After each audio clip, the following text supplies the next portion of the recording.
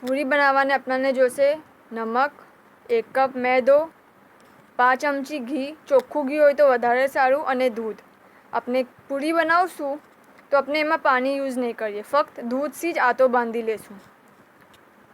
મેદામાં આપણે નમક સ્વાદના હિસાબથી, 5 ચમચી ઘી અને દૂધ લઈને જેટલું દૂધ જોવે એટલું દૂધ લઈને આટો બાંધી લેશું. આટો સોફ્ટ બનવો જોઈએ. પછી એનાથી લવા બનાવી લેશું. રોટીથી નાની સાઇઝના લવા બનવા જોઈએ, અને જેમ રોટી આપણે વણીએ છીએ એમ પૂરી વણી લેશું.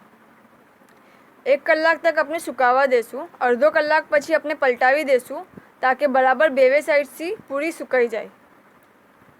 અને પછી આપણે એને ઘીમાં ડીપ ફ્રાય કરી લેશું. અહીંયા બી અગર બની શકે તો ચોખ્ખું ઘી હોય તો ઘણું જ સારું. અને ખીરને પૂરી સાથે સર્વ કરશું. શુક્રન.